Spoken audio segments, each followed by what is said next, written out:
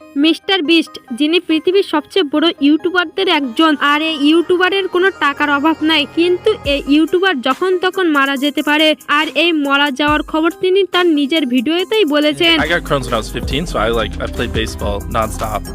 And then when I got Crohn's, I lost like 50 pounds. আর তিনি কি রোগে আক্রান্ত হয়েছেন সেটি জানার আগে যে বন্ধু আমার এই ভিডিওতে প্রথমবার ক্লিক করেছে তারা ভিডিওতে লাইক করে চ্যানেলটিকে সাবস্ক্রাইব করে রাখুন। আসলে মিস্টার বিস্ট ক্রোনোস ডিজিজ নামের একটি দীর্ঘমেয়াদী পরিপাকতন্ত্রের রোগে ভুগছেন, যা তার অন্ত্রে প্রদাহ সৃষ্টি করে এবং এর ফলে দীর্ঘমেয়াদী হজমজনিত সমস্যা, পেট ব্যথা, ওজন কমে যাওয়া ও ক্লান্তির মতো লক্ষণ দেখা দেয়। এটি একটি জেনেটিক রোগ যার এখনো কোনো স্থায়ী চিকিৎসা নেই। যদিও ডাক্তাররা লক্ষণগুলো কমানোর চেষ্টা করেন, মিস্টার বিস্টকে কড়া ডায়েট মেনে চলতে হয় এবং নিয়মিত চিকিৎসা নিতে হয়, কারণ বাইরের খাবার খেলে তার শারীরিক অবস্থা খারাপ হয়ে যেতে পারে।